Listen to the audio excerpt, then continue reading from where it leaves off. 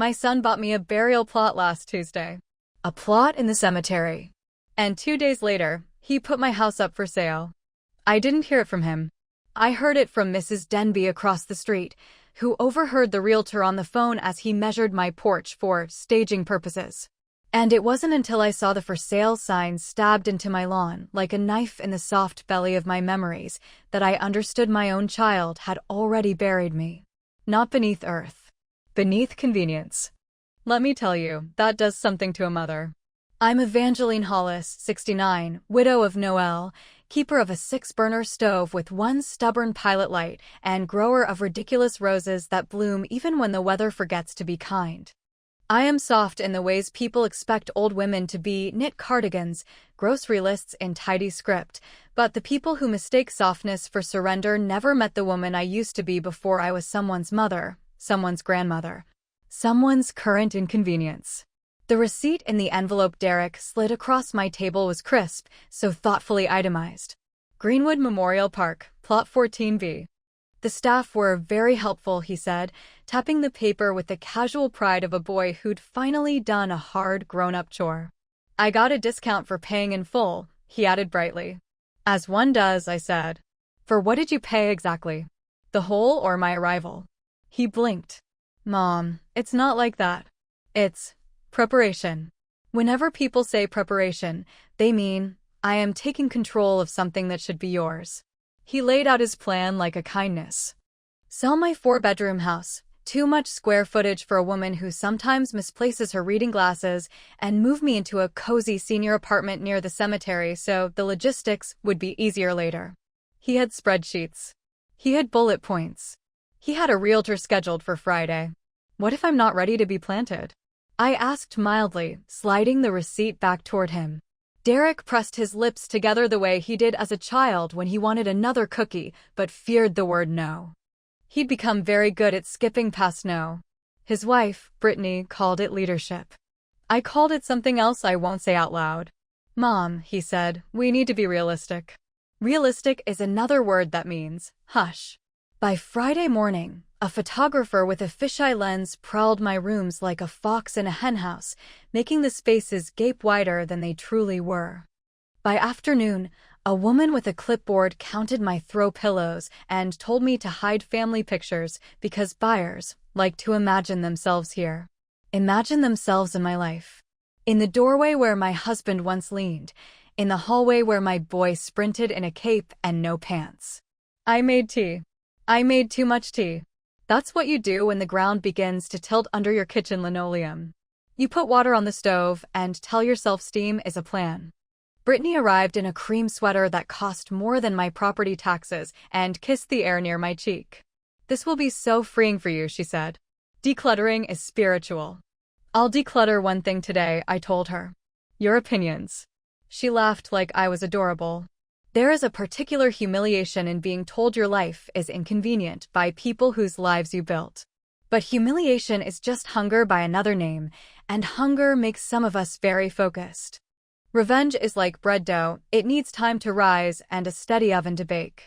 I set my oven to low and made a list titled simply, after. Call Pastor Ruth. Call Angie at the title office. Call Ron the plumber, who knows everyone's secrets. Find the key. The key was inside the cracked sugar jar. Not to a safe. To a cedar box Noel carved our second winter here. Inside the box was the thing Derek had forgotten, or perhaps never understood. When Noel and I refinanced after the flood in '94, we moved the house into a ladybird deed. It meant I held a life estate with the right to do as I pleased until the day I didn't. There was a clause Derek would find rude once he read what he assumed he already owned. The remainder didn't pass on death the way everyone expected. It passed at my decision. That paperwork slept beneath the cedar lid along with a letter in Noel's engineer's printing. If anybody tries to put you somewhere you don't choose, roll this out like a blueprint. Love, N. When Pastor Ruth arrived, she didn't touch the for sale sign. She touched my hand.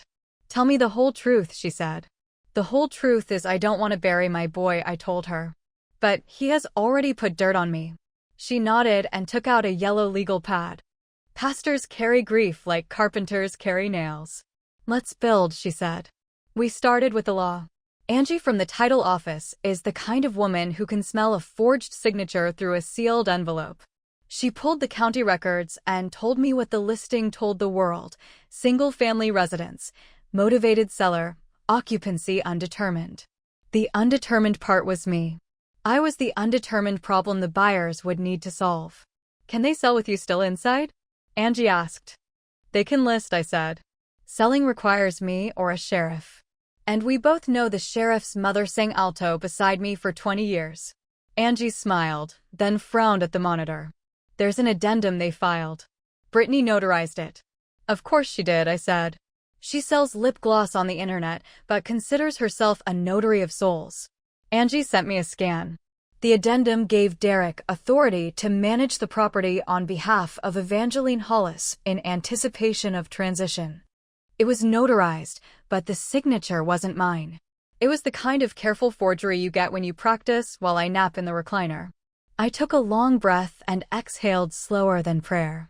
Do you want me to call the DA? Angie asked. Not yet, I said. Let him set the table. I'll bring the meal.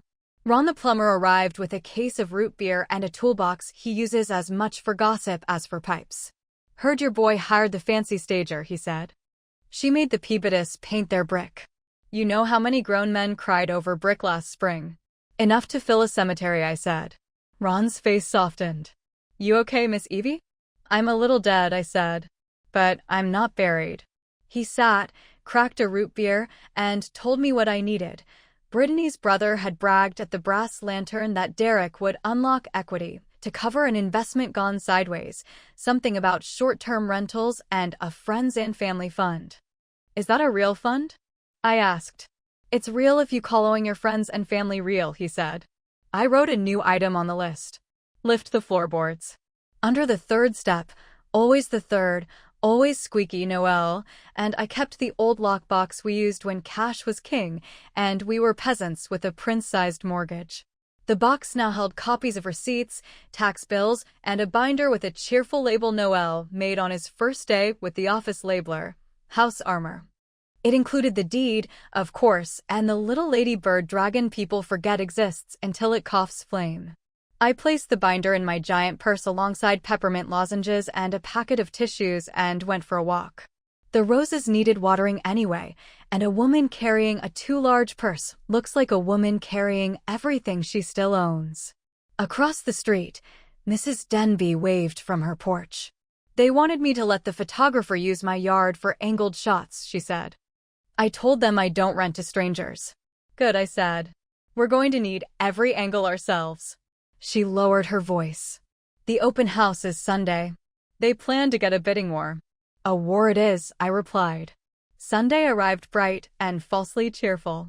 Balloons bobbed on the sign, and a chalkboard at the curb promised lemonade, cookies, life potential. Brittany set out white hydrangeas I'd grown, decapitated into vases for her performance. People came in waves, young couples measuring walls with their arms, older men prodding baseboards, a woman in a blazer who touched doorknobs with reverence like they belonged to her childhood. I baked muffins. Cinnamon, because cinnamon makes people think they are loved here. I wore my church dress and an apron, and every time someone reached for a muffin, I said, "Welcome to my home." Will it be your home much longer? A man asked, smiling too widely. I suppose that depends on whether I keep living, I said pleasantly. The realtor, smooth man named Pierce with hair like the inside of a piano, swam toward us. Mrs. Hollis is moving to a community with amenities, he said smoothly. We're ready for immediate occupancy. He winked at the man as if I'd already been wrapped in a bow and stored on a shelf labeled past. Pierce, I said, for clarity, I am not moving. He laughed like I'd told a charming joke. At 2 o'clock, Pastor Ruth arrived with a casserole and a smile that made grown men check their pockets for stolen items. I brought lunch for the workers, she said, setting the dish on the counter. Then, while the kitchen filled with chatter, she slid her phone into a ceramic mug on the island. The mug was mine, a novelty Noelle had bought. World's most dangerous granny. Phones and mugs record more clearly than phones and purses. By 3, the house swelled with offers like a throat closing over an allergy. Pierce tapped on a wineglass to announce we'd be taking best and final at 5. A woman asked if the piano would convey. It would if she could lift it. At 3:30, Derek arrived. He kissed my cheek without looking at me and whispered, "You're doing so well." "I've always done well," I said. At 4, Brittany handed me a folder. "Here are the moving options," she chirped. "We've curated a shortlist that fits your budget." "Whose budget?" I asked. "Ours," she said brightly. "We got the big picture." That was when Angie from the title office walked in wearing a sundress and carrying a pie. "She looks like summer, but she bites like winter." "I'm here to see the bones," she told Pierce, who drifted off to charm a couple near the fireplace. Angie leaned close to me and said without moving her lips, "The DA is ready if you want it." "Not yet," I breathed. "Almost." At 4:30, the woman in the blazer asked for a private word. We stepped onto the porch where the hydrangeas sagged from pretend. She introduced herself as Catalina. "I run Hearth and Harbor," she said, "a non-profit buying homes to convert into cooperative housing for older women." Eyes like deep water. "Is this your choice?" "No," I said. "It is my son's choice for me." She nodded. "Then my offer is not for the house. It's for you." She handed me a card with a single phone number and the words, "When you choose." At 5, Pierce clapped and declared the open house a triumph. "We have 6 offers over asking and 1 cash offer at 20 over. He beamed at Derek as if he'd just hatched him. "Shall we pop champagne?" "We shall not," I said. I took the floor the way women my age take floors, by starting to clean. I stacked plates, scraped crumbs, and spoke just loudly enough for the phones in mugs to hear. "Friends," I said, "thank you for coming to admire my life laid out like a buffet." Children took their first steps on that rug. My husband dropped a bowl of cranberry sauce in this spot in 1993, and we still find red on Thanksgiving. Those etchings on the banister? My son made them with a paperclip when he was 7. I kept them because I'm sentimental. Today I learned sentiment doesn't appraise well. Uneasy laughter. "My son, whom I love, purchased a burial plot for me this week," I continued, and the room became the kind of quiet that falls on churches when someone says the word sin. 2 days later he listed this house. He has told people I am moving by choice. I am not. I held up the forged addendum. This is a fiction notarized by hope, greed, and poor penmanship. I have here, I lifted the binder, the deed to this home, which gives me absolute control to live here until I decide otherwise.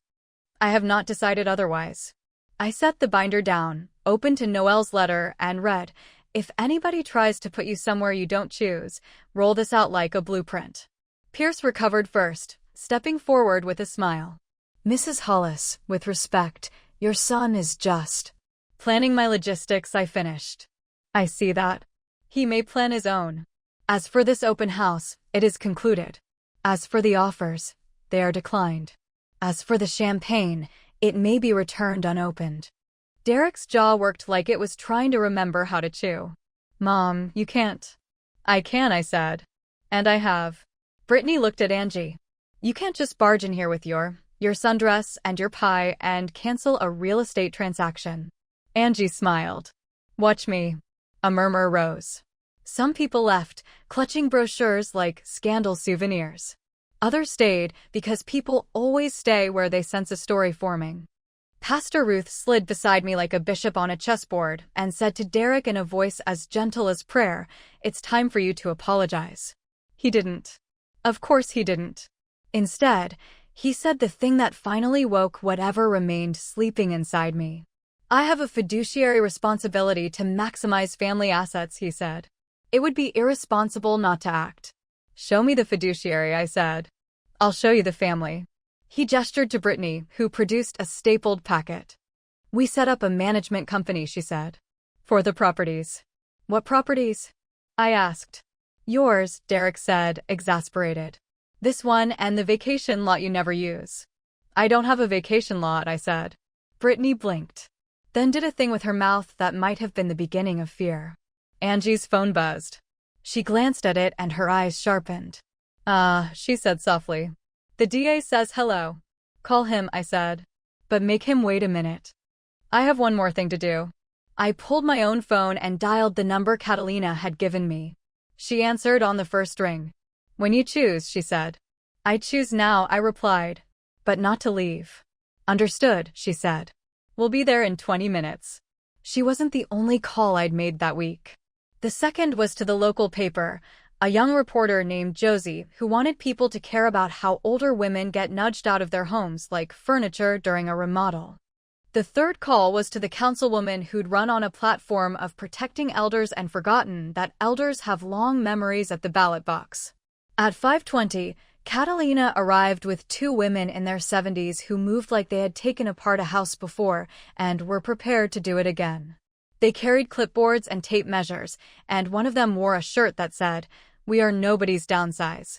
"We're here to make an offer," Catalina told Pierce in a voice that could slice marble. "We're not selling," Pierce said. "Oh, not for the house," she smiled. "For a partnership." She turned to me. "With your permission, Mrs. Hollis, we'd like to convert your unfinished upstairs into 2 cooperative suites for older women in need of housing. You keep your life estate. You set the terms. We pay you rent. We bring community. We bring eyes and ears. We bring a kind of safety that doesn't require a security deposit on your soul." Silence again, the surprised kind. Brittany smirked. "That's not legal." Angie cleared her throat. "That is extremely legal." Pastor Ruth glanced at the door where Josie from the paper stood with a camera and the polite smile of a woman about to turn on a light in a dark attic. "Would you like to make a statement on elder autonomy?" she asked me. I looked at my son. He looked at the floor. "Here is my statement," I said. "I am not a parcel. I am not a plotline in someone else's projection. I am a woman with a home. I will fill it with whoever I choose and however I choose until my last winter. And when that winter comes, I will invite it in myself." The story ran the next morning on the front page. Grandmother refuses to be buried early, turns home into Haven. There was a picture of me on the porch with my roses and my apron and my chin held up by the invisible hands of every woman who had ever told a son to sit down and listen. The calls started before breakfast. Some were ugly. Most were beautiful. The councilwoman asked if she could help craft policy. I told her to bring muffins and a draft. Pierce left a message about miscommunications. I deleted it. The DA texted Angie a thumbs-up emoji, which is not how I imagined justice would look, but the world is young in places. Derek came by in the afternoon. Alone. No Brittany shading him with her certainty. He stood on the porch as if the wood might bite. "Don't worry," I said. "It only bites liars." He flinched. "Mom, Don't start with Mom," I said. "Start with your name. Who are you?" He swallowed. "I'm Derek." "And what did Derek do this week?" He stared at the hydrangeas. "He tried to solve a problem that didn't exist." "Incorrect," I said. "He tried to solve his own problem by inventing mine." He sagged then, the posture of a boy caught with a slingshot and no way to deny the broken window. "The rentals," he admitted. "The fund. It crashed. We needed liquidity." "We?" "Me," he whispered. "And Brittany. And some friends." I nodded. "Then sell your car. Sell your watch. Sell your idea of yourself. But do not sell your mother." He covered his face with his hands and cried. I did not. I had used my tears earlier for the part of me that died when I saw that sign in my yard. This was not that part. "Do the police get involved?" he asked after a while. "Probably," I said. "A forged notarization is not a party trick. Will you press charges?" I looked past him at the roses Noel planted the year Derek started kindergarten. "We'll see what accountability looks like when it arrives," I said. "Sometimes it shows up wearing a badge. Sometimes it shows up wearing a tool belt." "Tool belt. Bring a hammer on Saturday," I told him. "We're framing walls upstairs." He blinked. "You want me to help?" "I want you to decide what kind of man you're going to be next," I said. "If you pick the kind who builds, there's lumber. If you pick the kind who runs, there's the sidewalk." He came on Saturday. He came with blisters by noon and a kind of attentive silence I had not seen since he was a boy. He listened to Catalina explain load-bearing. He listened to Pastor Ruth explain permits. He listened to the women in the "We Are Nobody's Downsized" shirts as they measured twice and cut once and told stories about husbands gone and children distant and the quiet, sharp-edged skill of surviving. Brittany came just once, carrying iced coffees and a look like she had chewed a lemon rind. She stayed 10 minutes and left when Josie arrived with a new cameraman. On Monday, a detective called.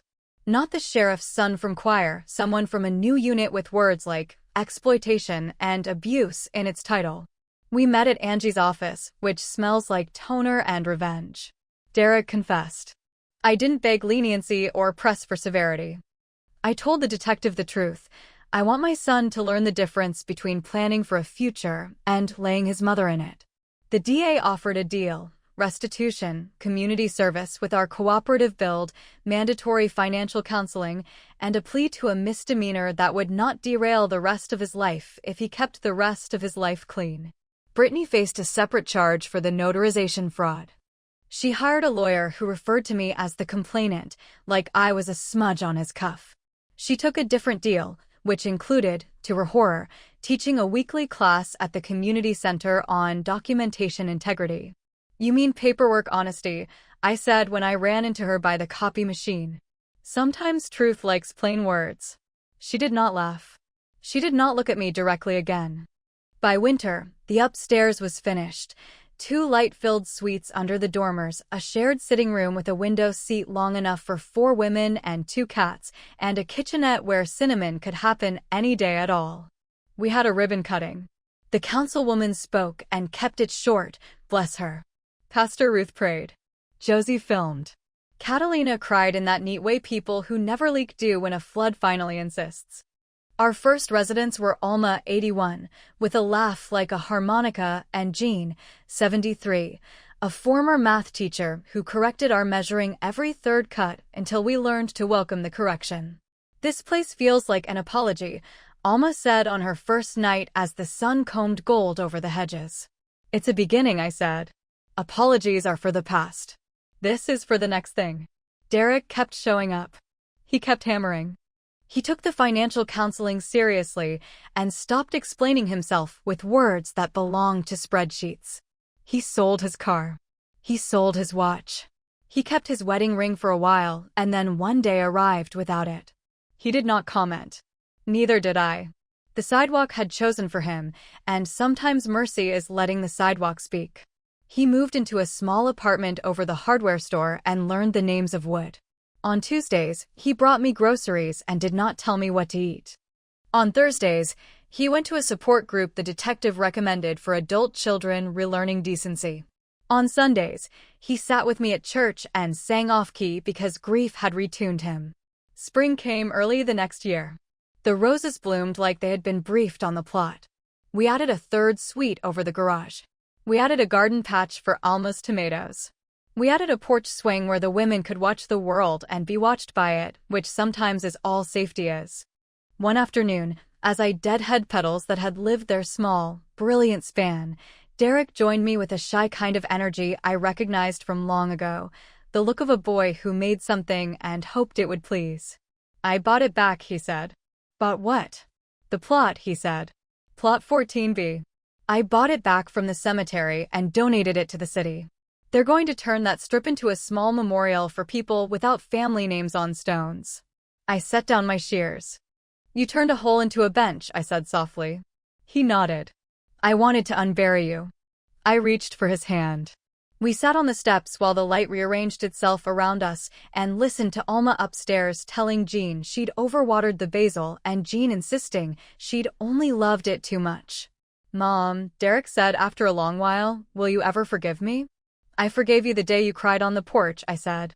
Forgiveness is the key that unlocks the door so we can start building. Trust is the lumber. You're buying boards, Derek. The house will rise if you keep going. He nodded, tears in his eyes, not for the first time, not for the last. The reporter came back for a follow-up on elder housing and asked what I'd say to women whose children are measuring their lives with clipboards. Know your paperwork, I said. Know your people. And when they hand you a plot, hand them a plan.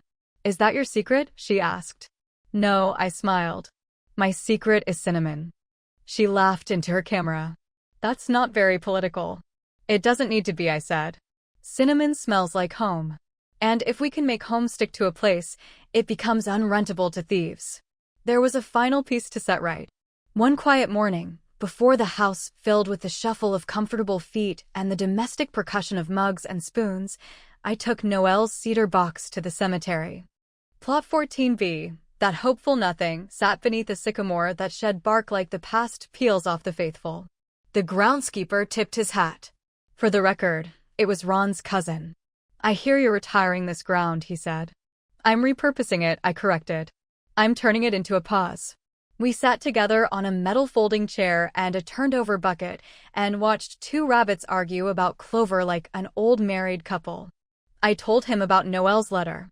I told him about Derek's hammer. I told him about the women upstairs and the tomatoes and the window seat long enough for sorrow and joy to nap together in the afternoon sun. "Good story," he said finally. "It's not finished," I replied. "Stories like this aren't," he said. "They just go on feeding people." On my way home, I stopped at the bakery and bought a cinnamon loaf. At the register, the girl with pink hair asked if I was the grandma from the article. "I'm a grandma," I said. "I was in an article." "You're kind of famous," she whispered, as if fame might shatter if you speak up. "I'm kind of hungry," I said, and we smiled at each other like women on opposite ends of a bridge that is still, miraculously, standing. The house smelled like cinnamon when I returned. It smelled like home when Gloria, a retired librarian who lost her apartment when the rent climbed faster than her pension, arrived with 2 suitcases and a potted fern. It smelled like home when the councilwoman dropped off a draft ordinance requiring real notarization verification for elder housing transfers. It smelled like home when Derek installed a new deadbolt on the back door and handed me the first key. He had written on the key tag in his careful, newly humble hand, "For when you choose." That night, the porch light hummed its friendly hum, and the streets settled the way streets do when everyone who lives on them recognizes the shape of night. I sat at the kitchen table and opened Noelle's letter one more time. The paper had softened from all my readings, like a shirt made beloved by wear. "If anybody tries to put you somewhere you don't choose, roll this out like a blueprint." I rolled it out. I built. I am still building. A year after the for sale sign, the city unveiled the memorial bench where Plot 14b once waited for me. The plaque reads, "For those whom love will claim later." Derek asked if the words were right. I told him they were almost right. "Love claimed me now," I said. And then it asked for a hammer. He laughed, the surprised laugh of a man who has discovered something he thought he already knew. He slipped his arm through mine, and we took a picture with the councilwoman, Catalina, Pastor Ruth, Angie, Ron the plumber, Josie the reporter, and 3 women in shirts that said we are nobody's downsize, but really meant we are finally allowed our full size again. In the photo, I am standing in the middle. I don't look small. Later that night, as the house sighed into sleep, I walked to the window seat and watched headlights slide politely down our street. I thought of all the women, seen and unseen, who kissed children and forgave husbands and watered roses, and were measured by clipboards and spoken over by men with pianos in their hair. I thought of the ones who are still undetermined in someone else's listing. If you are one of them, this is me opening the door. Cinnamon's on. Come in. And if someone ever brings you a burial plot and a moving van in the same breath, hand them a hammer and say, kindly but firmly, "Start with the upstairs." Because we are not leaving. Not until we choose. And even then, we will leave something behind that grows. The week after the bench dedication, I expected quiet. What arrived was an envelope with my name typed in a thin, expensive font and a return address for a law firm that liked marble floors and cold coffee. Brittany had filed something called a petition for constructive trust, arguing that Derek's management company had invested sweat equity into my house and that equity should be recognized as theirs. She'd attached photos from the open house, the hydrangeas, the muffins, as if staging flowers and sugar translated into legal ownership. At the bottom was a request for an emergency hearing to prevent dissipation of assets. I read the packet twice, made cinnamon toast, and read it a 3rd time. Then I called Angie, who laughed once, sharp and delighted. "She cited the wrong statute," Angie said. "It's like bringing a whisk to hang drywall. Even the wrong tool can bruise," I said. "We'll pad the corners," she replied, and told me to bring everything to her office. And wear the cardigan that makes you look like the entire county would bake you pies if anyone made you sad. The emergency hearing was set for Thursday at 9. The courtroom smelled like dust and varnish. A handful of curious citizens drifted in, the way people come to watch a gentle storm that might decide to be something else. The judge was a thin man with eyebrows like hawks. Brittany arrived in a white suit that tried very hard to look like innocence, flanked by her lawyer, the same one who had called me the complainant, and a junior associate whose job appeared to be carrying too many folders. Derek sat behind me, hands folded, jaw tight. He did not greet his soon-to-be ex. He stared at the grain of the bench, as if learning the language of wood could save him. Brittany's lawyer spoke first, using phrases that sounded like ladders he could climb out of any hole: unjust enrichment, implied contract, detrimental reliance. He gestured delicately toward the gallery as if the community itself might float forward and testify that Brittany had once held a clipboard with grace. When he finished, he stood very still, like a man who has just performed a complicated card trick and is waiting for applause. Angie rose. Not a ladder in sight. "Your Honor," she said, "this petition asks the court to convert a living woman into a spreadsheet." She laid the Lady Bird deed on the lectern like a stone tablet. Mrs. Hollis possesses a life estate with full powers.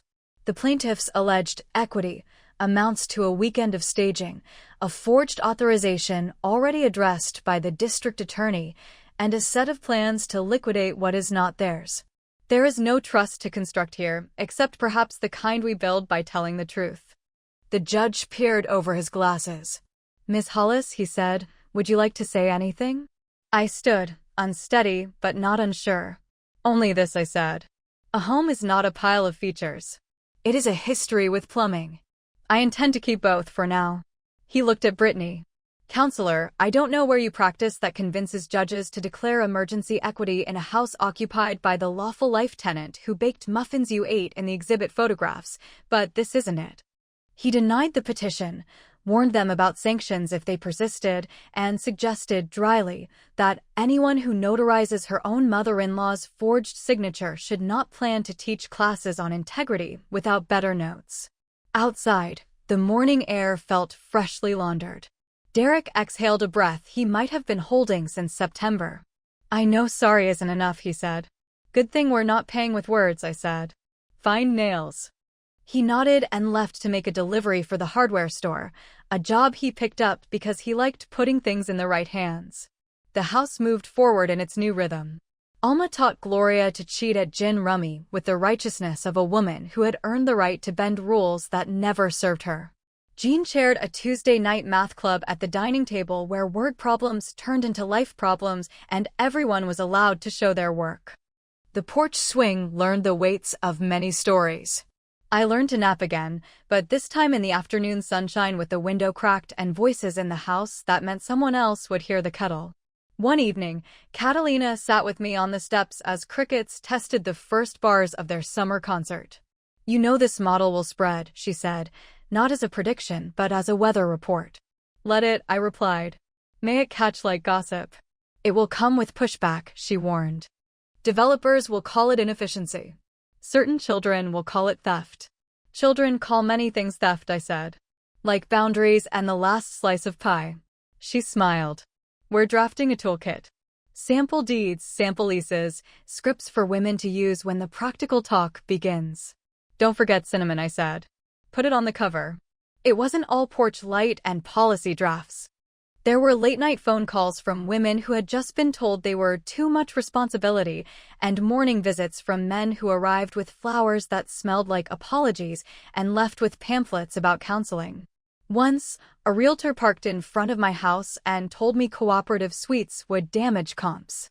I told him comps weren't sentient. He asked if he could photograph the porch.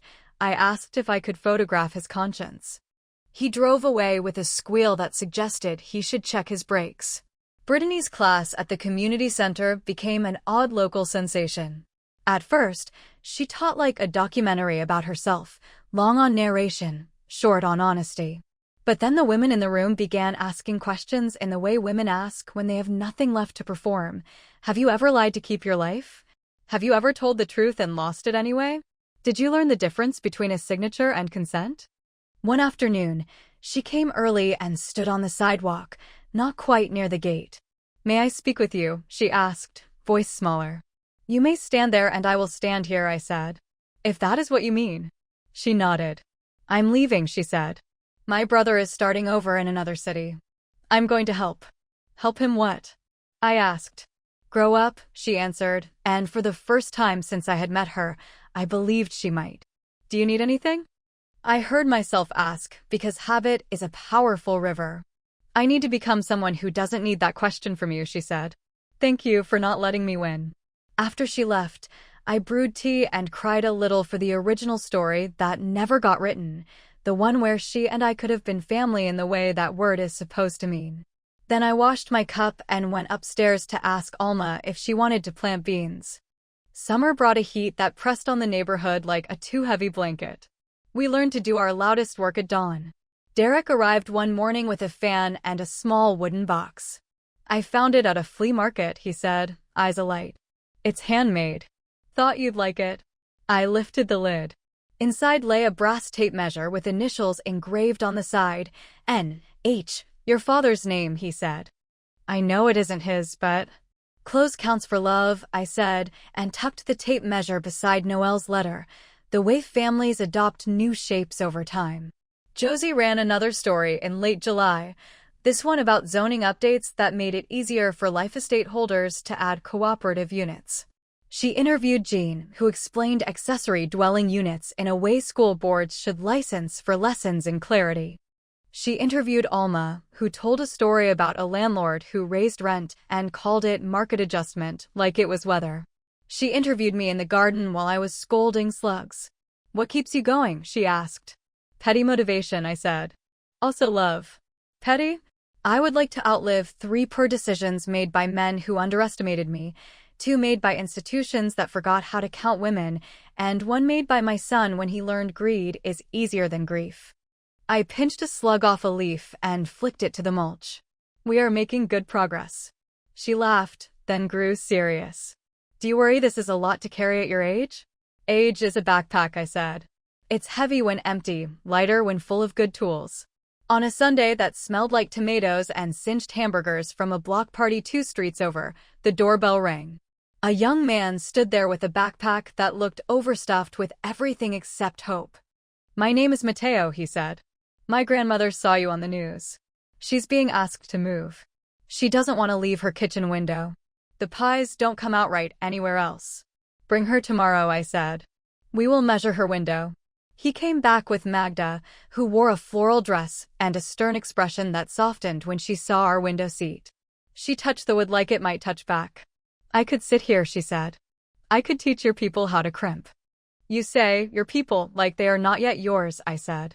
We will see, she replied, and sat down as if testing a story for fit. She moved in 3 weeks later, after we turned the garage loft into a studio with a skylight. Her pies ruined diets and judgments with equal efficiency. She used braided scraps of crust to spell the day's mood along the edge. Hopeful, salty, tired, spicy here. The day she baked peaceful, Derek cried again. Not big sobs. Just a single tear that surprised him so much he laughed at it, and then cried because he had laughed. A letter arrived from the cemetery, this one hand-signed by the director.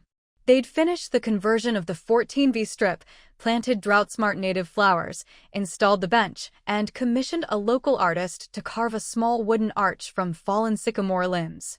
On the inside of the arch, the artist had etched tiny homes, each with a lit square for a window. For windows that stay warm, the card read. For people who still choose. We walked there at dusk, Derek and I, past stones that said far too much and some that said nothing at all. He ran his finger over the carved windows, then over the blank space where a plot number would have been. I want you to know, he said, if the day comes when you choose differently, I will carry the box and follow your instructions without adding commentary. When that day comes, I said, you will not be carrying a box. You will be carrying a list of who needs to be fed. He nodded, as if properly assigned.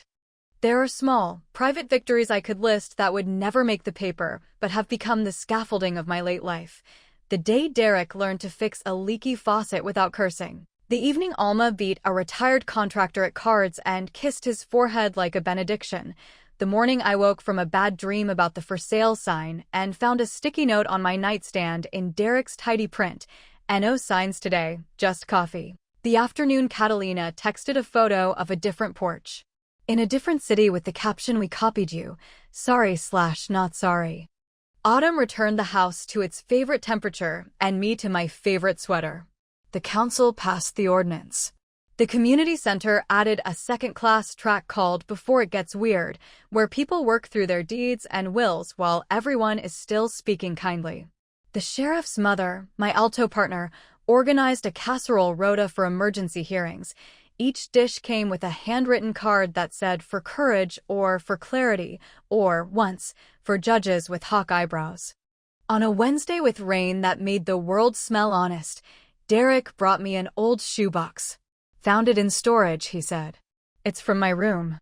Inside were artifacts of a boyhood I had mostly kept in my head: marbles, a slingshot, confiscated once, apparently returned later by a parent going soft, a stack of birthday cards, the paperclip he'd used to etch the banister, and, beneath everything, a Mother's Day poem written in block letters with a pencil that needed sharpening. "You're the map I follow when I don't know where anything is." He watched me read, watched panic rise that this might land wrong in the house we were only just learning how to rebuild. Instead, I held the paper to my chest and breathed slow. "Maps get crumpled," I said. "They still work." He smiled, and I saw for a heartbeat the caped boy sprinting down the hall, no pants, nothing but momentum and faith. The day before Thanksgiving, the porch filled with grocery bags and laughter as our little cooperative prepared a feast that would destroy hotel buffets. Magda taught Mateo to lattice. Alma handled mashed potatoes with the confidence of a general. Jean assigned ratios and converted measurements on the fly for people who measure with heart. Derek basted the turkey like redemption came basted.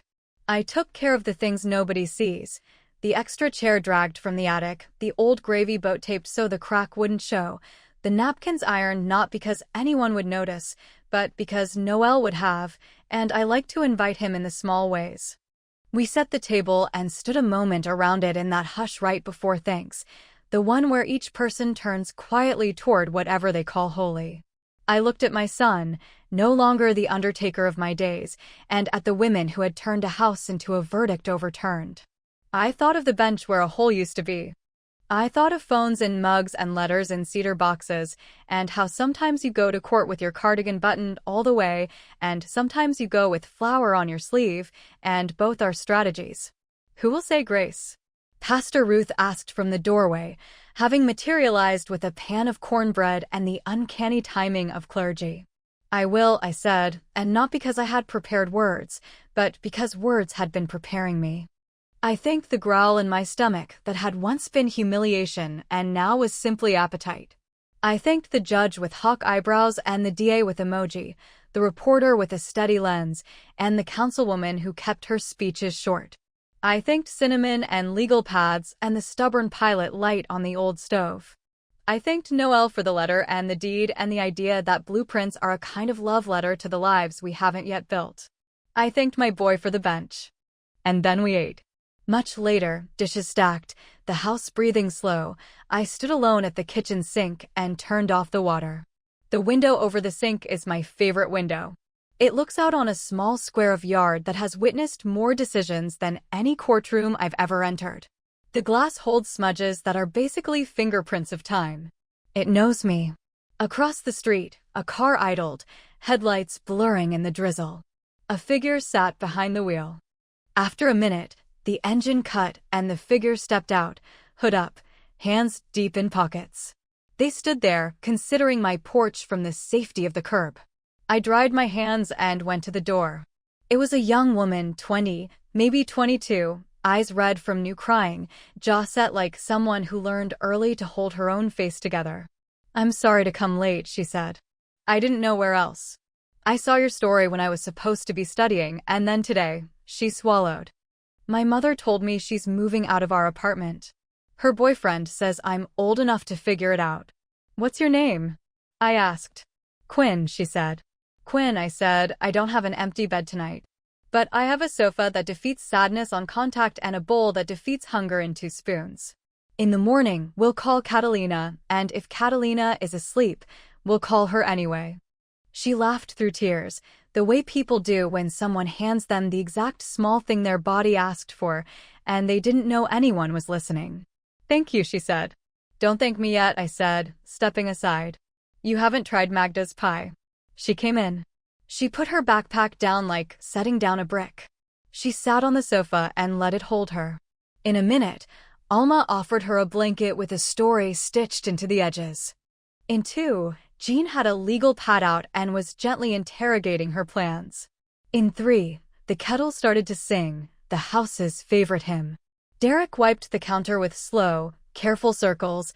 The way people clean when they understand cleaning is an act of making room. He met my eyes and nodded once toward the ceiling, where, someday, we would frame another wall. We didn't need to say it. We never really do. When someone hands you a plot, hand them a plan. When someone hands you a plan, my grandmother told me this story. Thanks for watching this video, like and subscribe. Bye bye!